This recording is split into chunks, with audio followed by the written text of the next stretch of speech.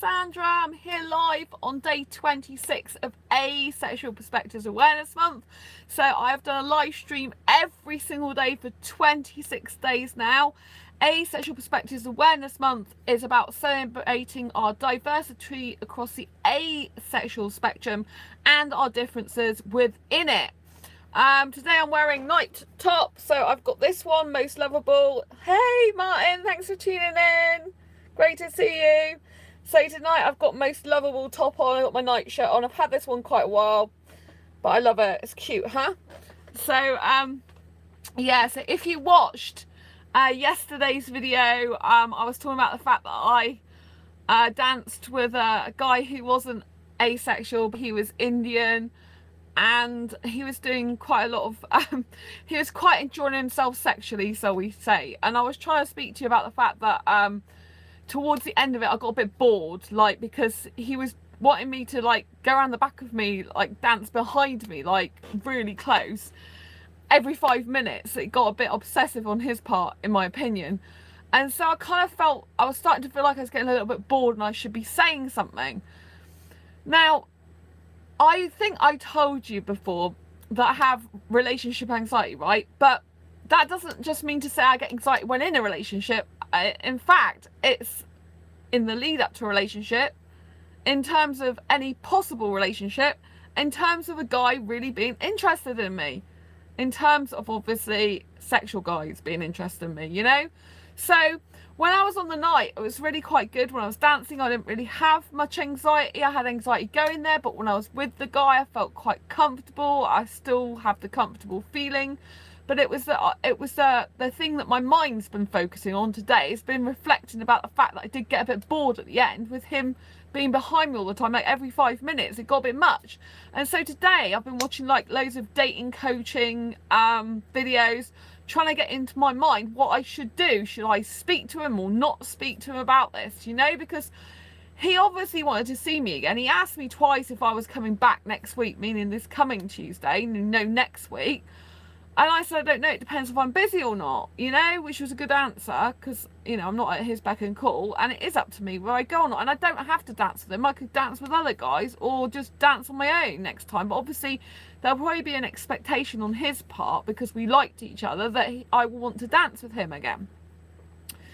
So yeah, I kind of like got really bad anxiety now. Like, it's like I was all right before on the night really with him. I wasn't too anxious, but now, because I'm thinking about it all the time, I'm kind of thinking, should I speak to him? And how do you speak to a stranger who you've only like been dancing with for one night? It's a kind of a bit difficult. Do you know what I mean? It's like I would have to take him outside probably of that atmosphere, because it's really noisy. You can't really speak in there very much, to chat to him on his own. And that's quite a formal thing for someone that when you only just met them, but you kind of have to establish boundaries as well.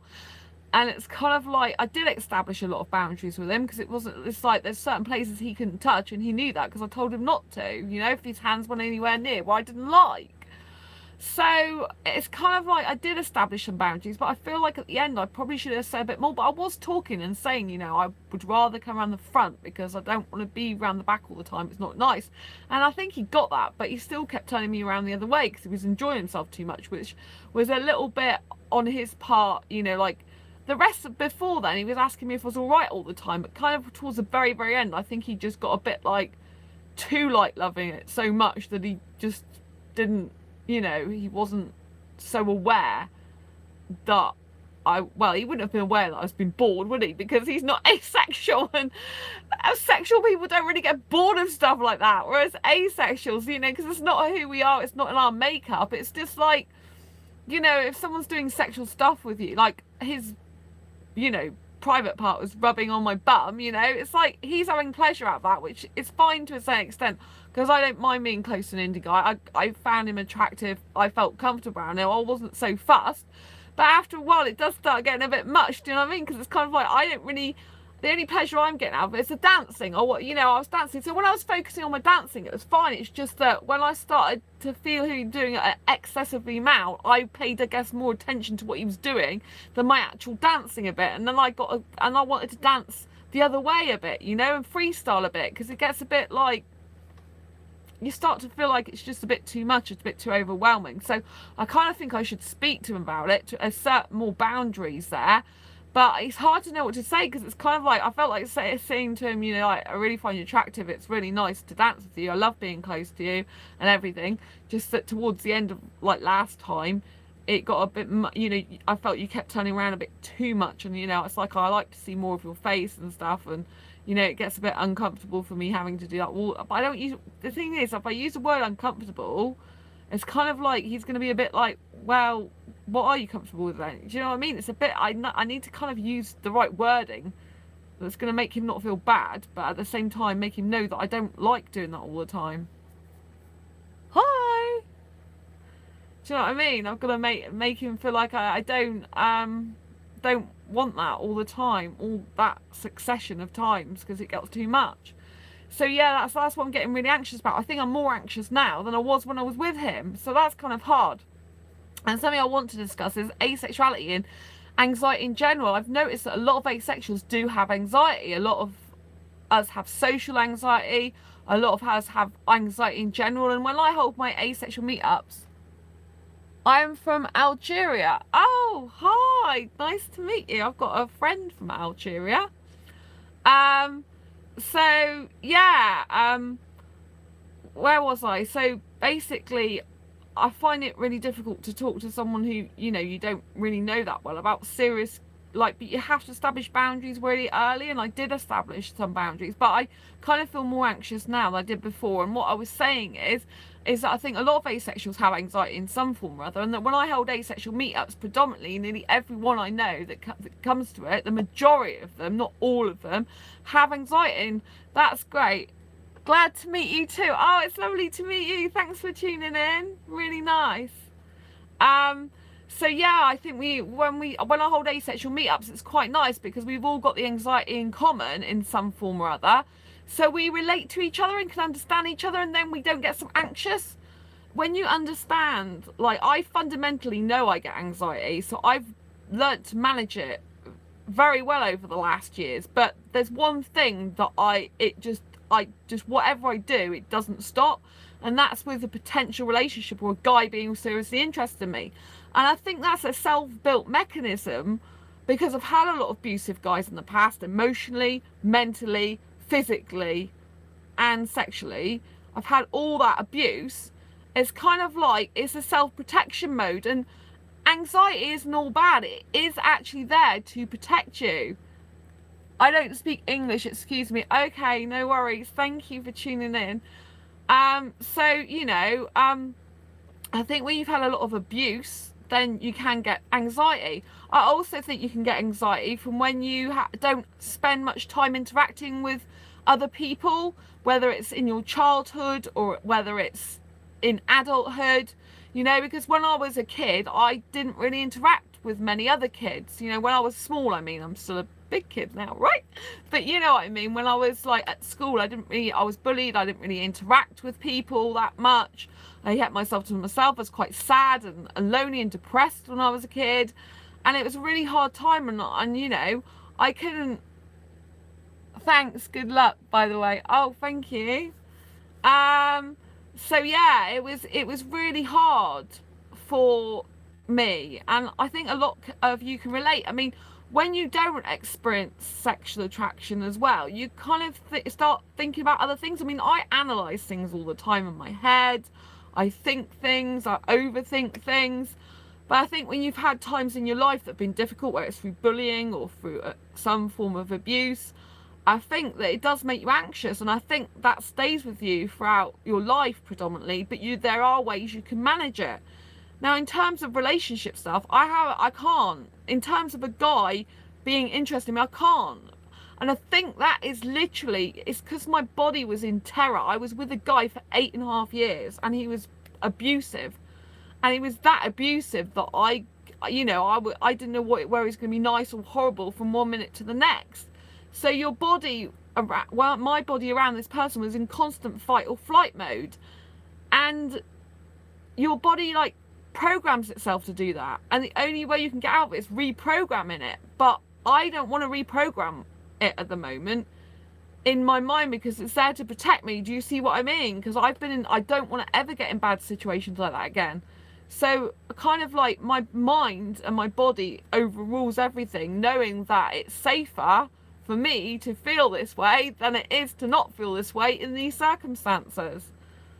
You know, that guy, I mean, I don't know him, and I googled, right, so when this video is titled Precautions as well, right, you need to obviously, before you go out, take precautions as in what you think in your mind. So I knew that if I met a guy there in that club, that he's not coming back to mine, I'm not having sex with him, I'm very adamant about that. There's certain places he's not going to be able to touch on my body because I'm going to tell him. So I'm sort of taking all these precautions. I have to stress though, if you're asexual watching this and you do have a guy back to your place, you can still refuse sex. You refuse it.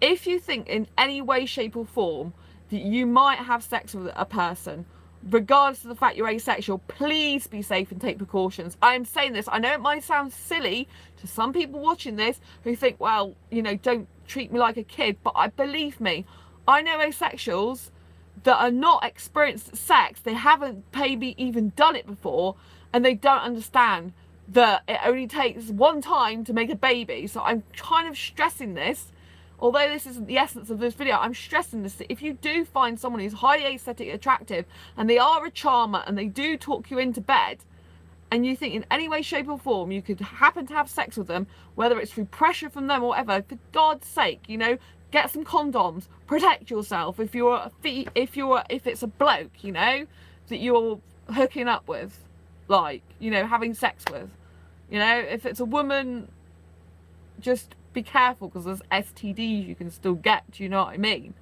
If you're doing, you know, so if it's you know, if it's intercourse with man and woman, do you know what I'm saying? Use a condom, don't get pregnant. That's what I'm trying to say. And you can still, you know, if you're having it with the same sex, you can still take some precautions if you can to stop, you know, like sexually transmitted diseases and stuff. Be safe, don't be stupid, you know, don't think that the world is telling you you can't have sex because you're asexual, or they're frowning upon it, or they hate you for it because you're asexual. Do that. Don't fret about that. All you have to do is think about your own safety and health, you know. Years ago, right, I found out in 2014 when I was found out I was asexual, there was one guy that I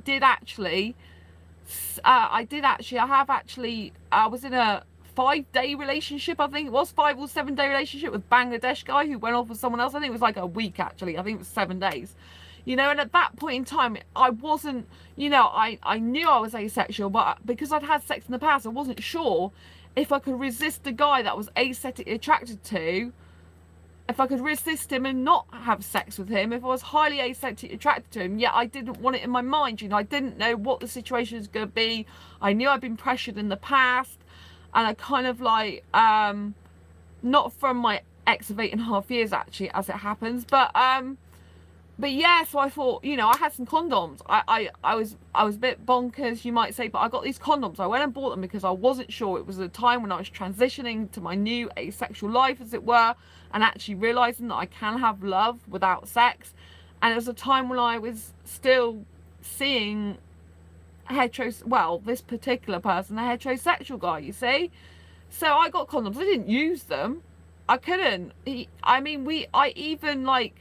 I couldn't do it with him, you know. I really found him that attractive, but I couldn't. I just explained to him, I can't have sex with you, you know. I just couldn't do it because I was asexual, but I did get the precautions and the condoms. So be sensible, folks, you know. If you're gonna do that, don't think, you know, it's never gonna happen to you just because you're asexual. Don't think that, you know, you just have to be safe. That's what I'm saying. I mean, and it's okay to change your mind. So say you're asexual, right, which majority of people watching this channel usually are, but there's some that not always. You know, if you're asexual and you decide halfway through your life that you want to try sex, right, you know, you have the right to change your mind. You have the right to you know, don't change your mind if you don't want to.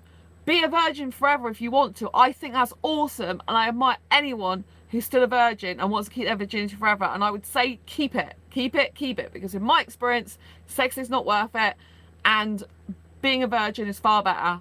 Personally, I think that, right? But aside from my personal opinion, I've had sex in the past, and, you know, potentially there's nothing to stop me doing it again. But my mind won't let me because it hates sex, you know? It's like, and then my body, you're like, no. But I can't experience arousal levels when kissing. Do you see what I mean? Then my body's kind of like aroused even when I'm not wanting sex. So, but I want you to know that it's okay if you do decide you want to try it. You know, it doesn't mean to say that you're not asexual. And also, you need to actually think logically about this, that if there's any possibility that it might happen, that you protect yourself with condoms and other forms of contraception, yeah? That's what I'm saying. I'm saying that, you know, it's no good society and people frowning, asexuals frowning on each other. I mean, I've seen asexuals that are sex repulsed, they never have sex, and they think that any asexual that has sex is not really asexual. I do understand that. But at the end of the day, that's not a good mentality to have when some asexuals, like genuinely these people are asexual, but they have the sex because they're with a heterosexual, like we're 1% of the population. That's 1 in every 100. So asexuals are predominantly, if we desire a relationship that badly, predominantly more likely to be with a sexual person. Like whether it's a heterosexual, homosexual, bisexual, pansexual, do you know what I mean? We're more likely to end up in a relationship with a sexual person. In which case you have to think logically and think about your own safety. Like, how are you going to stay safe if you do have sex with them, you know? How are you going to not pick up sexually transmitted diseases? I mean, you don't know. For all that, you know, that person might be very experienced in sex and had it with a lot of people. I hope not for your sake, but you don't know, so you've got to be careful of these things. And you also need to take precautions when you're out. Like, I went out on my own, right? But there's other things, like if you're in asexual dating groups, if you're on asexual dating sites, you should be Skyping someone or video chatting with them on Facebook, or do some sort of video chat before you meet them on your own. Don't go meeting people on your own in this modern day without seeing them visually on camera, because they could be anyone. They could be lying to you. They could be, their picture could be well out of date. They could be an old man by now. There was someone on Facebook who wasn't asexual. In, you know, by the second message he was asking me, so he didn't like sex and then was asking me for slow sex, and then he told me his picture's 5 years old as well. I've known people who post a picture like they're in their teens or early 20s and they're only 30, you know? It's like 10 years difference, 8 or 10 years difference, you know? They're not going to look the same. Do you see what I'm saying? If they're not prepared to video chat with you, yeah, they might have anxiety. We've all got problems, we've all got anxiety, but they're not prepared to video chat. It's not about what they are, it's about your safety. So just do it. I mean, always meet in a public place. If, you know, if people going, oh, well, I can't possibly do it on camera, pick up the phone, right? That's the next best thing. Speak to them on the phone. It's not ideal. You need to video chat with them. I'm really strong with this, but pick up the phone if nothing else, you know, speak to the person. Do not just message them and meet someone that you haven't spoke to on the phone or video chatted with. Video chat is the best thing. You know, you can see their body language. You can see if you get on with them. Excuse me, I'm gonna have some water. There was a guy on Twitter, right, a writer, and he was on about, I think he lived in London, he was about, if I come to London, about meeting up. And I'd known him on Twitter for quite some time. I can't remember if it's 1 or 2 years, but I'd known him for quite some time.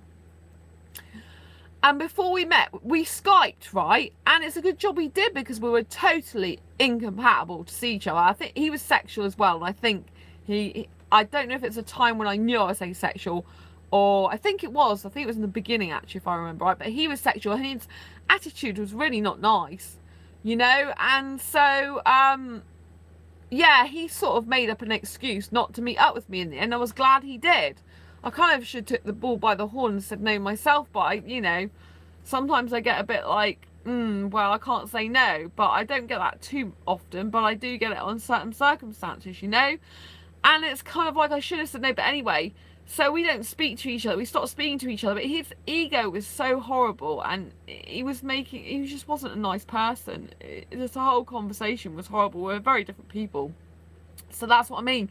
You really have to Skype someone first. You know, you can't possibly know someone anyway, but seeing them on Skype or any form of video chat is better. And if they haven't got the apps, so what? They install it for you. It's a modern day, you know, they install it for you. There's blooming grannies who are 80 years old that are doing WordPress blogging these days. There's no excuse for whatever age they are and them not doing it. If they're on asexual dating sites, if they're on asexual apps, they're on dating sites, they use a computer, yeah? They use a computer, they can download the app, a video chat app, and they can video chat with you. Don't let them give you that excuse to, oh, I don't know how to work technology. Maybe they don't know how to work it that much, but you can help them, can't you? You can write specific instructions. If they can't be bothered, then they're not worth bothering about. That's what I say, and it's true. So what other precautions can you take? So say, like, I met this guy, obviously, and was dancing with him, and I don't know anything much about him apart from I know he's got his own restaurant in my city. So if you're out and about with a person and you're being close to them, it's good to find out some information where you can sort of look at them online, right?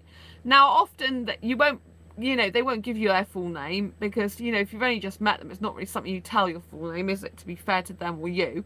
And you don't really want to give your full name and details out, so it's only right, do you know what I mean? But so he gave me his first name, but I know that he said he owned a restaurant, right, an Indian restaurant in Exeter. And he told me it's in Pinot Road. Well, there's not likely to be many. Oops, I've just given that out. Whoopsie, I shouldn't have really done that.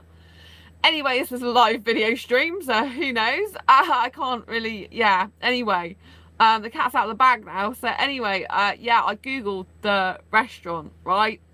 I can't edit this out because we've gone live already. But anyway, yes, I Googled the restaurant, and it hasn't got very good reviews. And one of the major problems is with the owner, and he happens to be the owner. So yeah, I'm trying to be kind to him by not saying what's on there. But if really, you've got to, when you Google someone, you're Googling them for your own safety and to know what type of person they are and how they treat people. But it wasn't very nice what I read about him. That he was very rude to customers, that he was swearing at some customers on the phone when they said that something was wrong with their food, and he was not being very nice. And they said, one person, you see, you don't know if it's true, but why would they lie? One person said that he was swearing and having a go about English women. Now, I'm telling you all this because I think it's really important for your own safety that you do Google someone you've just met if you're likely to meet them again, because you need to know as much information about. So from that information I got from other people, there was quite a lot of bad reviews. Not just, he got a 3.5 for his restaurant. There was some good reviews as well. Well, takeaway, there was some good reviews as well. It wasn't all bad, but the bad ones predominantly were bad down to the fact that the meals were really slow, the drivers took ages to deliver them, but also the owner's attitude. And he told me he owns his own business and he is the owner of that company, so that must mean him. But yeah, I mean, obviously it's not nice. If someone's got a problem with their meal, he should just be like, well, yeah, how can I help you, and solve the issue. But from the customer feedback I saw on TripAdvisor, I think it was, if something's wrong with their food, he just starts defending himself and having a go at the person on the other end of the phone, which is not the way you treat customers. So yeah, now I know that knowledge about him, it's kind of like, how do I feel about being around him? Well, the thing is obviously it wasn't like that to me, but I know he has the potential to be nasty, don't I, if he's like that with other people. And I noticed he seems to be like that, with some of the people were women as well. And, if he's got a problem with English women, then why is he after English women? But some foreign guys can be like that. They can have a mentality if they don't like English girls, so they'll kind of use them for sex because they're not good for anything else type attitude, if you know what I mean. I've met guys like that before. I'm not saying he is like that, because I've only just met him and it would be unfair to say that to him. And obviously this is a restaurant critique, I'm seeing in him a different light, so I'm not gonna say. But you see the traits, these are not good traits to have. It means he's got an attitude problem, in which case that attitude problem could end up spilling onto me. So I have to take my own precautions in my mind and know that this is the type of guy other people have reported he is. Doesn't mean to say he's like that in every environment, but this is the potential of how he could be with me. And so Sorry about the train, by the way. I leave the window wide open at the moment because it's absolutely roasting in here, and I've got a fan on, which is down below. So if you hear a bit of noise in the background, it's fan tonight. So this is what I mean about taking precautions, you know. You need to find out as much about the people you're hanging around with. So I know he's got the potential now to be quite horrible from what I've read, you know, and I hope he doesn't get away with me because you know, there's no need for it. But, you know, having read that stuff about him, it kind of makes me think that, he's not such a good person. And kind of part of me thinks, well, why is he like that? What's the problem? Why has he got this attitude? What's happened to him in his past? But I was watching like coaching videos and dating videos, and it's saying, you know, you can't change a person. Don't ever get with them or be with them or spend loads of time with them and waste your energy on a person trying to change them and make them better. Whatever's happened in their childhood or their past is, you know, you can understand it, but you can't change it, and you can't change them. If they behave badly, that's their bad. It's not for you to make them better, if you know what I mean. And I've got to be very careful of that, because in the past I would be so kind and caring towards guys. I'd really feel sorry for them, like they've had a bad childhood or whatever, and want to make everything better with them. And so I'd hang on and cling to the hope that they were going to be this good guy, and it never happened. So I'm very aware of that. I'm also aware that when he is physically sexually attracted or sexually desiring or feeling very sexual, basically, he can get a little bit, like with his hands, a little bit aggressive, which I told him, you know, don't grip me, because obviously, you know, if you're, I don't mean to go into really explicit details by it, but say you were having sex, right, you know, which I don't have sex anymore, but say you did, it kind of makes your body convulse, and it kind of can make your, like, you can grip things really tightly, because you're kind of like running up to the expellation of fluids, if this is putting it in really basic terms, so that kind of you like need to grip on things, because it's like kind of like if you know what I mean. And so like he was doing some of these hand movements while he was there, because he was obviously like having sexual pleasure out of what I was doing, like without even penetration. That's what I'm trying to say to you. So it kind of like he was doing hand movements which were like the claw, like a bit like claws, which again is you know, that is aggressive. He probably didn't mean to, because his body's probably doing things like which he doesn't have much control over, but it's not the point. Yeah, I did tell him, just don't do that, because it hurts, or you know, if he even, I mean, it wasn't really hurting, but it was just a little bit tight. I'm like, don't do that, you know. So he, you know, he's like, oh, you know. So you've got to be aware of that, and you have to be aware of all these things. And you have to be aware that there's loads of people in the world, and he's not even asexual, you know. I do need an asexual guy. There's no point in me being with a sexual one, is there? Do you know what I mean? It's not going to work out. So yeah. So this is what I've had a lot of anxiety about, you know, but it is to protect me. I mean, it's with good cause as well. I mean, once I saw those reviews, I'm thinking, really, is this the type of person you are? This is not a good person if you're this type of person. It's not. And I have met some foreign guys that got a really bad attitude problem. He didn't come across as having a bad attitude with me that night at all whatsoever. I have to say that, at all, you know. He wasn't horrible to me one bit at all, but then he knows, like he said, that I'm an honest person. I think he thinks I'm a good girl, so I think that's what's made him, but you know, probably respond to me that way. But you know, I don't you know, I don't, you know, if he started getting nasty with me, then I would have to lay my ground and be really firm with him, and then he'd probably see the not so sweet and innocent side of me, if you know what I mean. Anyway, do you have relationship anxiety? That you experience some form of anxiety because of your past, or because of past relationships, or because past childhood traumas or anything like that? Have you found that a lot of asexuals are also you know, got some sort of anxiety issues? You know, I'd love to hear your views on that. You know, what do you think? Do you see a correlation between asexuality and anxiety?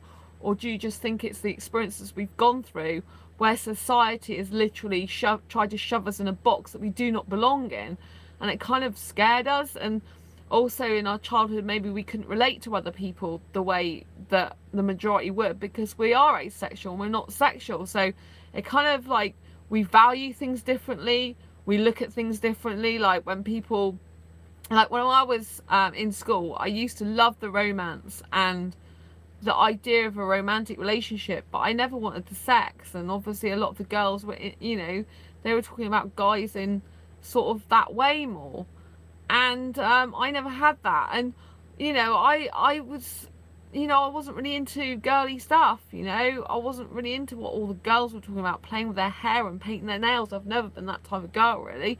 So I couldn't really relate to people when I was a kid, you know. And I think, you know, you do get very anxious because you're in your own head and in your own thoughts a lot of the time. You know, you just play things over and over again in your head when you've got no one to talk to, because there's only yourself to talk to, if you know what I mean. So, yeah, I hope that's been informative tonight for you about the different precautions you need to take, and anxiety is there for a reason, so it's not always a bad thing.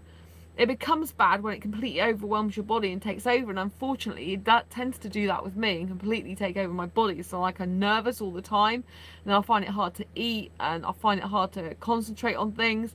And it's like, you know, do I go back to the dancing next week because I enjoyed it, or do I leave it a week, you know, go back in a fortnight's time, or, you know, what do I do? And do I dance with him because I really liked it? Or, you know, I've seen the reviews, but obviously I haven't had that behaviour on me from him. So it's kind of like, you know, I really hope I meet an asexual Indian guy. I think it's really difficult if you're asexual and you're romantic, because you really do crave that romance. You crave that connection, you know.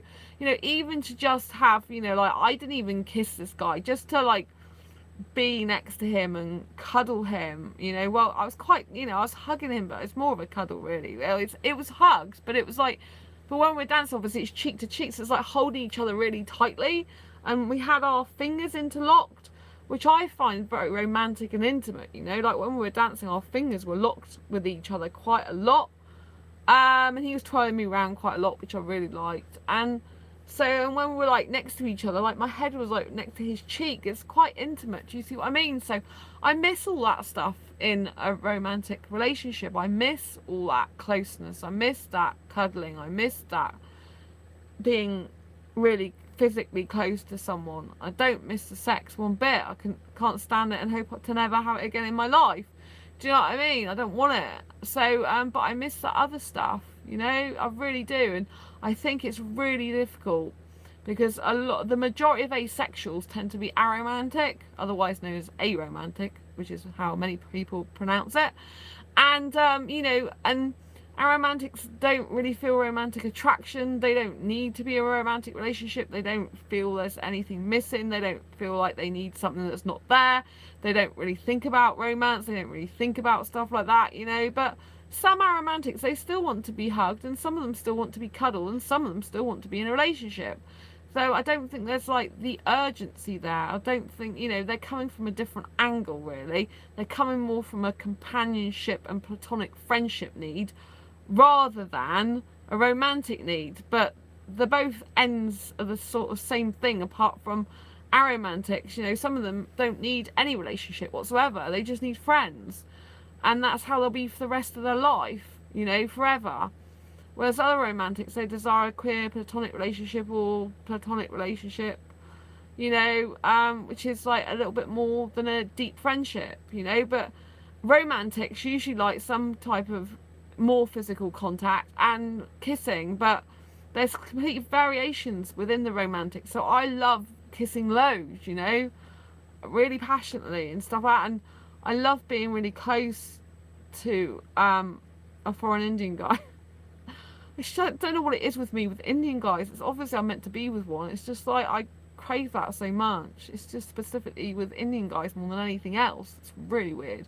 Although I do still like other foreign guys, but it's just like I just feel like I'm meant to be with an Indian guy. I don't know how to describe it. It's just I just know I am, and it's just really hard. You know, it's really hard to desire, especially because the person I've met is heterosexual. I mean, he's not asexual in the slightest, you know, and that can't really last or go anywhere. Do you know what I mean? So I'm a bit stuck. It's kind of like, I like the dancing and stuff and being close to him because it's like closer can ever get to an Indian guy for the foreseeable future. But it's kind of like, he doesn't know I'm asexual. I don't know. For all I know, he could be being naughty and going out when he's got a girlfriend. I don't know, do I? I don't know anything about him in that respect. All I know is he said he was there on his own. So, you know. But, yeah, anyway, I'm going to conclude this video for tonight. And I'd love to know what your thoughts are. Put your comments down below if you suffer with anxiety, if you've had anxiety, if you get relationship anxiety, if you're asexual but you know, have had sex and you've made sure you're safe with precautions and you want to help other people and give them some advice, and you know that you want to also reiterate in the comments how it's important to have you know, protection if you do have sex and you're asexual. You know, have you done Skype dating to protect yourself when going out? You know, all these type of things are precautions. Just let's go through them again before I sign off. So by precautions, I mean, you know, like if you are going to have sex as an asexual, make sure you take precautions, as in condoms, that type of thing, you know. If you're going to be with a sexual for a long term and you're female, you have the pill, you know, if you're going to have, you know, like situation where having sex regularly. If you're doing asexual dating or in groups or on dating sites or any type of online dating, you need to video chat with them first. That's a precaution, yeah? And obviously you've got to get into the right frame of mind before you go out. So if you are going out amongst sexuals, like to a nightclub or somewhere social, you know that you know there's going to be sexuals and there's not really going to be any asexuals around. You've got to be super strong and confident in yourself. You've got to psych yourself up in your head. You know, this is all taking precautions. You know, you got to think, I'm strong, I'm gorgeous, I'm beautiful in my own right, I don't need sex, I don't have to have it, I can say no. And you psych yourself up this way, and you have like a get out plan. Like, you know, if I don't want to stay there, I could have got a taxi home, for example. I could have left at any point in time that I choose to leave, that I want to. This is all the things you can do. Always have a get out clause. Always have a backup plan so things don't work out with where you are. If you're meeting someone, meet them in a public place. Don't meet them in a dark alley somewhere. You know, don't invite them to your home when you don't know who they are. If there's someone on an asexual dating site, I've had this before, when they're saying, oh right, I'll meet you at your home. I've never met them before in my life, you know. Some people I've even got one guy saying that on Facebook, and I never even met him. It's like, oh, I'm going to drive down and, well, I've had two people like that, one on asexual, even one on Facebook, both wanting to drive down and be in my bed. It's like, no, I don't know you. I wouldn't do that with, you know, I wouldn't just do that with a sexual that I haven't even seen in person, for goodness sake. Do you know what I mean? It's ridiculous. And then, you know, there's precautions you can take after that you've met them. If you can find out information about them online as much as possible, so that you can know that if you meet up with them again, you have prior knowledge, and knowledge is power, you see. I know that he hasn't got very good reviews. I know his attitude quite sucked according to the reviews. Not all of the reviews are bad. Some of them were good. They said they were delicious food. They said that they're always come back there. It's good service. The food's delicious. You know, that was the good side. But whenever there was a problem, it was handed over to the owner. It was always like bad feedback, you know, of his attitude and the swearing and putting the phone down as well on people, you know. This is not good. So I've now got that knowledge of the reviews, that what he's potentially like as a person. So I can arm myself next time with that knowledge, knowing that that knowledge is power, knowing how he could potentially be with me. And if it gets like that, it's nothing that I'm going to do wrong. It's just going to be the way he is, right? And if I get an inkling that he's a really bad guy, I need to step away, even though I like him a lot because he's Indian, and go on to someone else, or just be by myself, you know, or just leave, basically. So yeah, these are all precautions that you can take. So I just wanted to run through all those before we went off. And if you've got your anxiety, you know, try and manage it the best way you can so it doesn't overwhelm you. You have to do a certain amount of things that are fearful in order to overcome anxiety, because otherwise you'll just be anxious about everything. So what I've done is being able to reduce a lot of the other anxieties, but I haven't been able to get rid of that relationship one yet. And I think it's gonna take some person who's my friend for probably a couple of years or more, you know, and to know a guy before I'll be in a relationship with him, because I can't, you know, otherwise it's going to be not good for me. But all my friends, like asexual friends, none of them are compatible with me, not in this country anyway. You know, and the others in the other country are not likely to ever come over here that I know of. And if they do, it would be for a visit, and I don't want just someone to visit and then go again. It's not what I'm after in my life, you know. So really, I don't have any potential friends that could ever possibly be in a relationship with me anyway, so it's not likely to happen either. So I don't know what's going to happen. I might be single forever, and that's a good thing as well, because it's better to be single than be with someone who's not right or good person. So yeah, anyway, write in the comments below any anxiety experiences you've had, anything you want to tell people to help them with their anxiety. Have you been with sexuals and you had to take precautions for your own safety? If you've got any advice about that, stick them down in the comments below. In the meantime, give this video a thumbs up if you like it. That'd be great. Thanks for the person who's already given this thumbs up. I think it's Martin, so thank you for that. And don't forget to share this with your friends or across all your social media or anyone you feel may benefit from it. And I will see you on tomorrow's video. I'm mixed on dating due to multiple things that have happened and whatnot. Yeah, you need to talk through. Oh, right, before you go off. So Martin said that he's mixed about dating due to multiple things that have happened and whatnot.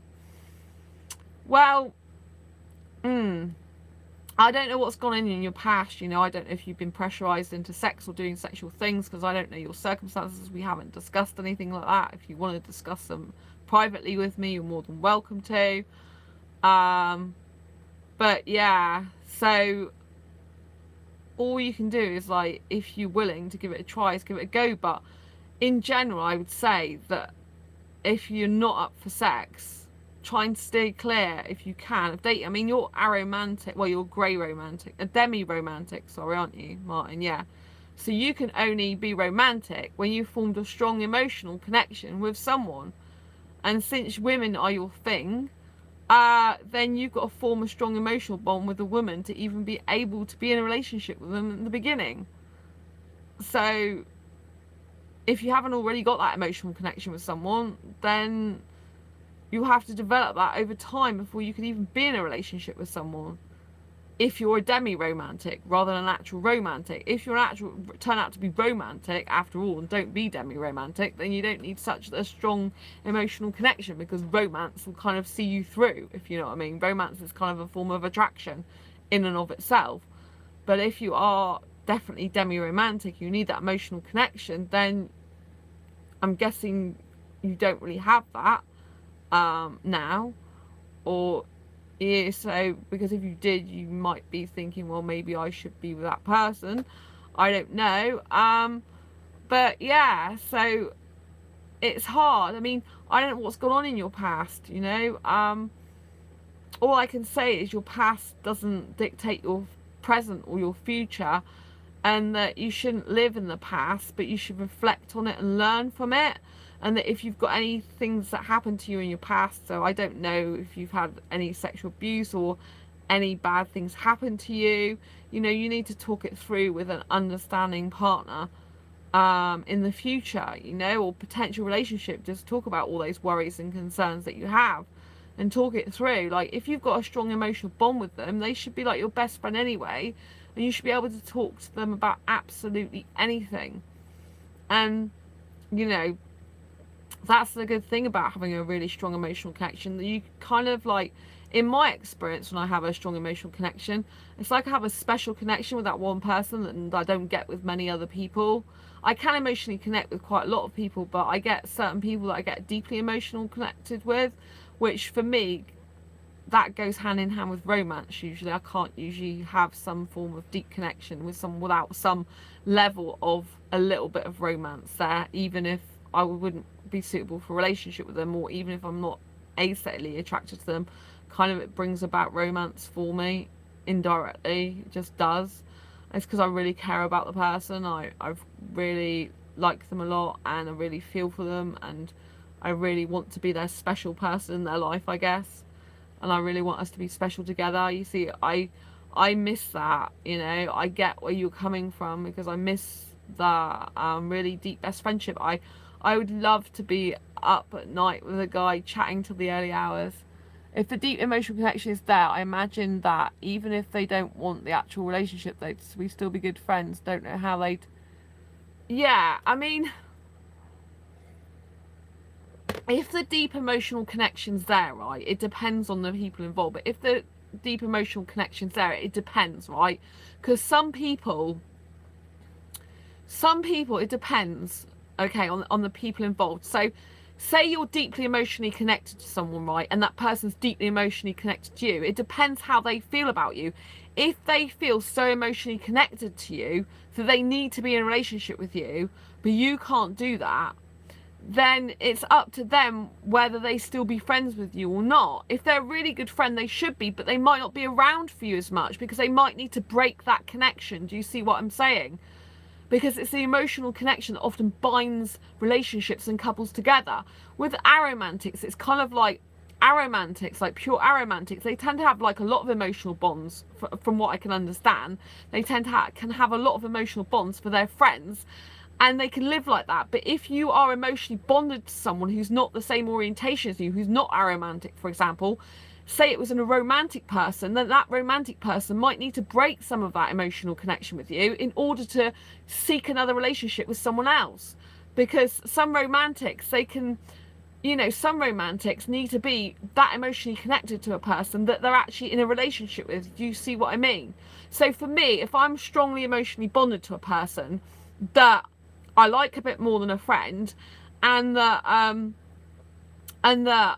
you know, they don't like me in that way back, I can still, like, the majority of the time I can still be their friend. Like, so far I've been able to be that person's friend, but I will take a step back. You know, I won't talk to them as much, I won't be in their life as much, I won't, you know, because they don't get that privilege in that way, and I can't do that for my own health. Because if I'm feeling romance all the time, you know, I need to back off. It's like I've had emotional connections to quite a lot of foreign guys, you know, very instantly, and I've had to back off because they don't feel the same way, or they're in another country, for my own good and to stop me being upset. I've had to back off from them, and I don't talk to them as much, and I don't get involved as much in their life, and I just, you know, I'm still friends with them, but I can't hack it, so it's no good for me. So the people involved have to do what's right for both of them. And, you know, one day, if the only way as a demi-romantic, the only way you can possibly have a relationship is someone with a deep emotional connection, and you can only get that through a deep friendship, then one day, one of your friends is going to need to become in a relationship with you, unless you stay single at the end of the day, because that's what's going to happen. A demi-romantic can only be in a romantic relationship with someone they've formed a strong emotional bond with. So if you want a romantic relationship as opposed to a platonic relationship or a best ever friendship, then you're going to have to take that risk one day, aren't you? Because otherwise you're never going to know, and it might not be the first person that you take that risk with that works out. You might have to go through a few people, sadly. It might be the state that it is, but you know, you've got years of your life ahead of you. So you know, I know it's difficult because you don't want to lose a friendship. I mean, if they're a really good friend, you shouldn't, but you might lose some of that closeness. And it has to happen sometimes because you have to move on to other people. You know, if you're, I mean, with aromantics, a bit different, because with aromantics, you can have very intimate relationships with your friends, which I personally would only have those type of relationships. I would only have that type of relationships, but in a relationship with one person, in a relationship, if you know what I mean. I don't know if that made sense. So I'm trying to say that the way some aromantics behave so close and intimate with their friends, I would only consider in an exclusive romantic relationship. And if the person is like me that you come across, they're a romantic person, because you're demi-romantic, right? And once you reach that strong emotional bond that you want to be with someone, it's likely they're going to be romantic. And if they're romantic, their notion of relationships might be very different to yours. For example, they might like a lot of kissing as well, which you might not like because you've not been used to it, or you might want to try it and not be that bothered about it. Do you see what I mean? But it's also a different mindset, and there's different boundaries in place. So like, I have specific boundaries with friends. There's different to boundaries being in a relationship. But if you're coming from an aromantic perspective in the first place, you might not be used to those type of boundaries. You might not understand the difference between being a platonic relationship or being a platonic friendship and being a romantic relationship if you've only ever been used to platonic friendships or platonic relationships. Do you see my meaning? It can get a bit complicated. So my thing is, you'd have to discuss, you'd have to have a lot of communication. So when you find that person, you have to talk openly and honestly, and you have to tell them how you feel and be vulnerable and say the truth around them. And you'd have to discuss how a relationship would work and how boundaries would work in the relationship, and with your, if you're having intimate relationships or intimate friendships with your other friends, the other person, if they're romantic, would have to be cool and okay with that. If they weren't, then you'd either have to look for someone else because you can't stand, your relationships, your friendship means so much to you, your platonic friendships or your platonic relationships or whatever you're in, means so much to you as they are, and you need to be yourself in that way, and to change would be bad for you. Then you need to find someone who can deal with that and be happy with that.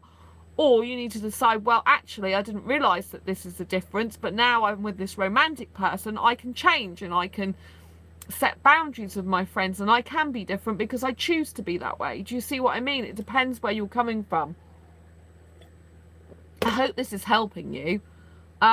It depends where you're coming from, but you have to have loads of communication, and you're going to have to be open and honest with a friend, because one day that deep emotional connection is going to come from a friendship with demi-romantics. It's just likely to really come from a friendship. So one of your friends, but it's no guarantees it's going to work out. It really isn't. There's no guarantees that any relationship is going to work out. We could all be here in 40 years time still all single, but still all friends. Your friends do tend to last a long time, more than relationships, in my opinion.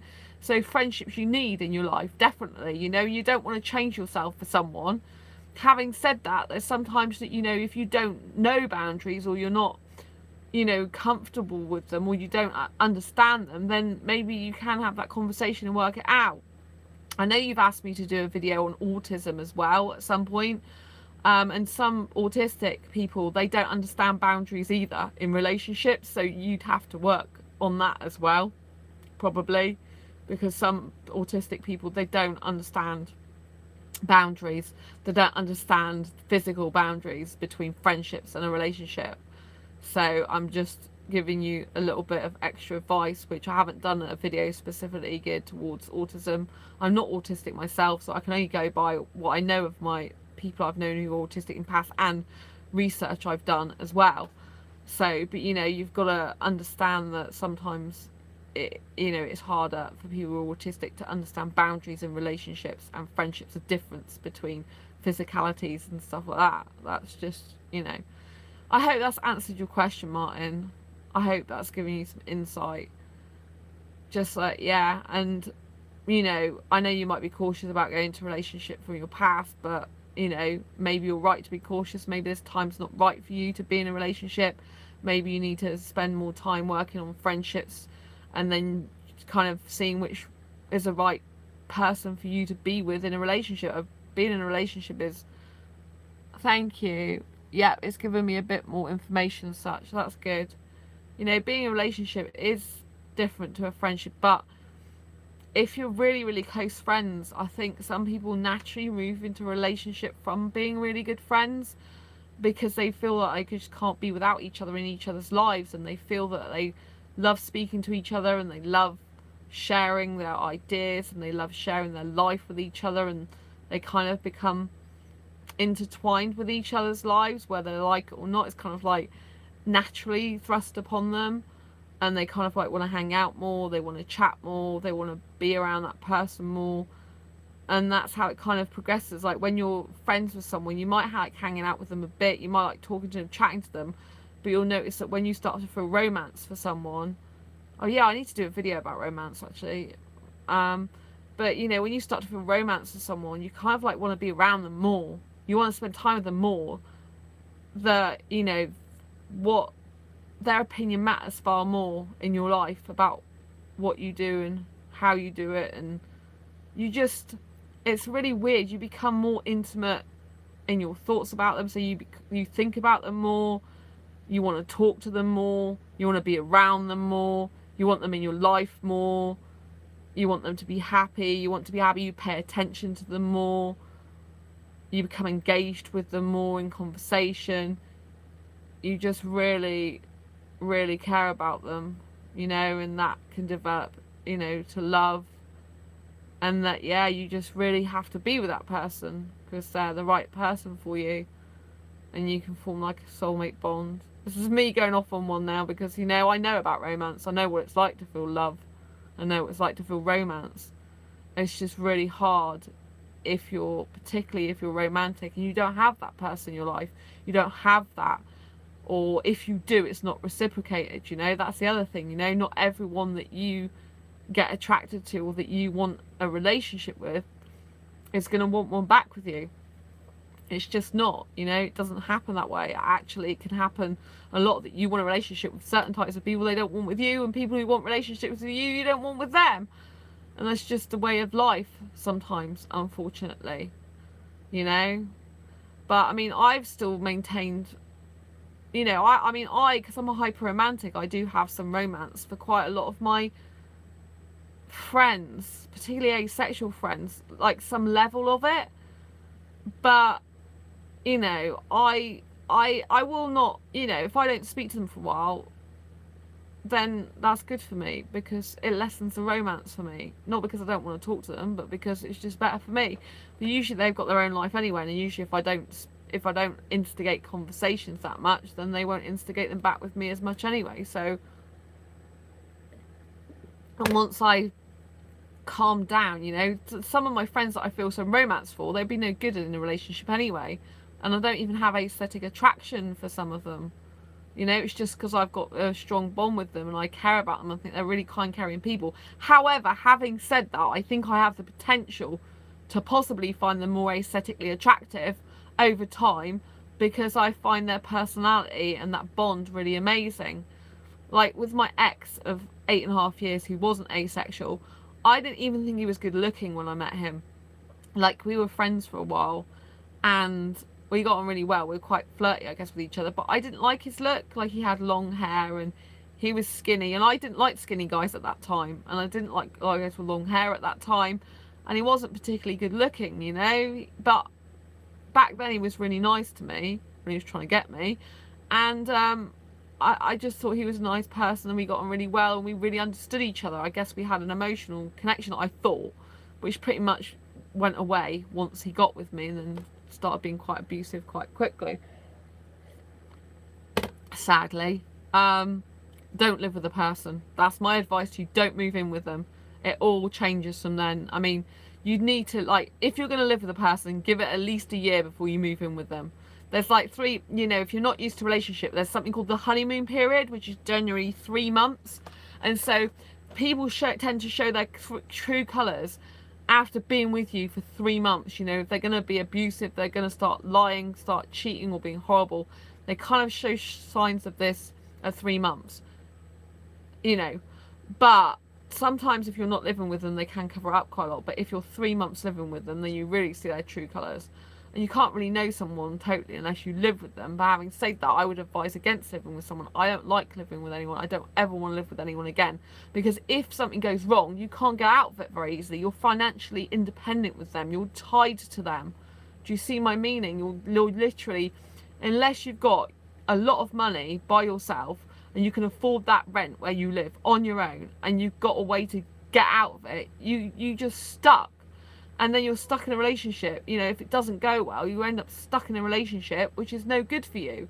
And then it becomes heartbreaking because you've got ties with bills and stuff. You've got the hassle of moving out and finding your own place. If you've got your own place and you live near each other, to me, that's the absolute best setup. You're there for each other when you need each other. You've got your own space. You can be up to the early hours in the morning doing whatever you want. But you've got that close proximity to each other. You don't have household bills, so if something goes wrong, you've only got yourself to worry about, you know. And if you're in a couple, it's very difficult with household bills as well, because they might not have the same mindset as you. They may think, right, I'm going to spend like £100 on clothes this week. And you might think, well, we need food for the house. But no, they're busy off spending the latest money on the clothes. Do you see what I mean? It's a different mindset. You might get someone who's into video games. I know you're into video games, sorry, but they might think that's more important than food. Or they might have like £100 set aside for video games.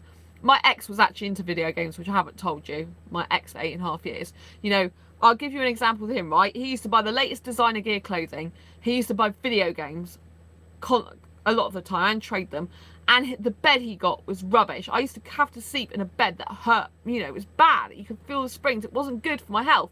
But his clothes and his video games were far more important than getting a bed. It wasn't important to him. You know, and he used to have a go at me for being, you know, for moaning about the bed, which it really wasn't suitable. If he gave a toss about me, if he really cared, the bed would have been first, right? It's a practical thing. You sleep, you spend a third of your life in bed. Also, they say that should have come first. I should have come first, but it didn't. Do you see what I'm saying? And a lot of relationship problems and issues and reason why people split up, other than affairs, obviously, and emotional connections to other people, which is how asexuals can actually cheat. Don't for one minute think asexuals can't cheat, because if you're in a relationship with an asexual and they become really emotionally close to someone else, that can be considered as cheating if they're spending more time with the other person that they've become emotionally attached to. Do you see what I mean? And they're becoming emotionally intimate. I mean, emotional intimacy can be what, you know, some people can think it's worse than physical intimacy, than having sex. I personally think they're both bad, you know? So yeah, I hope that's helping you. I'm trying to like fit as much in as possible to give you an examples of what could happen, because I'm very experienced with relationships, you know. But I always think it's better to live on your own. I mean, I just want someone to live around the corner from me, so we're really close to each other, there for each other. I mean, you can hang out at each other's houses as well. You don't have to like spend all your time at yours. With my ex, I used to spend part of my time over his, like 3 days or whatever, and then he used to spend the other time over mine. We used to have a few days break in between, but then towards the end of our relationship, it was that bad I hardly saw him, which I was quite glad about in a way, because he wasn't a very nice person. But that took some getting used to, and then you end up getting 2 separate lives. So I think you still need to make sure you spend quality time with each other, and in between not seeing each other, you should be texting each other, messaging each other, phoning each other, and don't wait for the other person to instigate all the time, because they'll be waiting for you to instigate, you'll be waiting for them to instigate, and nothing will ever happen. Do you see what I mean? If you're in a relationship with someone and you're not living with them, you need communication, in my opinion, and experience on a daily basis. You know, you should be messaging each other, how's your day going, like see you later, or good night, good morning, all that type of thing, you know, like really caring about them, really being in their life, even if you're not actually with them in person, stood next to them. Do you see what I mean? So yeah. And I advise lots of people not to live together, and especially don't live with someone straight away. You know, you don't know how the others get on. You know, go round to each other's houses, spend time around each other's space, spend 3 or 4 days a week or night with each other. You know, see if you can handle being around each other.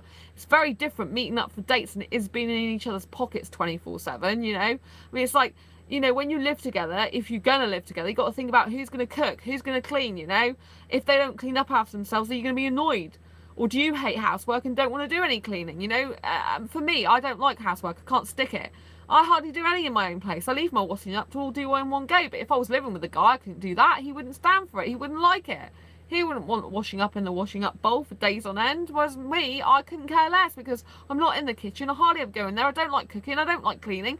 And to me, why waste my life? I may as well do an hour and a half washing up in one go than spend half an hour or more every night doing it for 4 or 5 nights, you know, or 7 nights a week. It's not me. It's not who I am. So if I go and live with someone, potentially I've got more housework to do, more miserable stuff to do that I don't like doing. It's boring for me. I don't like my life in that way.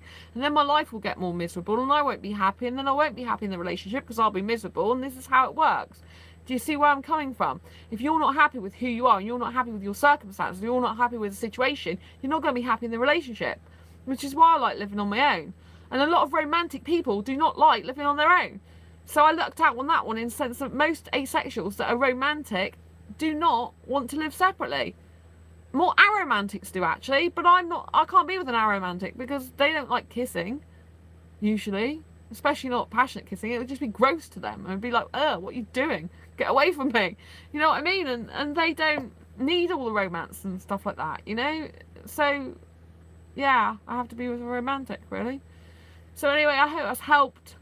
I hope that, you know, it feels good to know that there's more information available to you now, that I've hopefully presented you with quite a lot. I know you'll probably rewind this to get more information about it. If I can help you in any way I can, please do message. You know, you can leave questions on here, because I think it helps other people that are listening as well. If I can answer questions, you know, that's why live streaming is so good, because I can answer any questions in the present moment, right here in this moment in time. And I love doing live streaming. I'm actually quite addicted to it, to be honest. I think it's a lot better connecting to my audience. And it's good that you guys can ask me whatever you like live on air. I think that's quite good, because then you know I know my stuff as well. I'm not just here saying I know this stuff. I actually do, because you can put me on the spot and I know what I'm talking about. Anyway, I hope that's been helpful. I was going to sign off a while ago, but I'd rather answer questions. So if anyone's got any more questions before I sign off, please post them now, because I'm not going to be able to answer them for very much longer. So I've been on this live stream 64 minutes now. I'm doing well. Yay, doing good. So I think that's Martin, has that answered all your questions? I don't know if you can let me know if you've got any more questions for now, or is that it? I'm assuming that if you don't post any more questions, then that's it for now. Yeah? Okay, I'm assuming that. Anyway, until next time, embrace your quirky and each other's. Yeah, I think that's it for now. Yeah, so if you've got any more questions, you know, just think about them. You can either private message me or, you know, put them on this channel, whichever you prefer. Anyway, thanks very much for tuning in. I really appreciate it. I really care about all my subscribers. Without you, I would not be here. So please continue to share these videos with anyone you feel may benefit from them.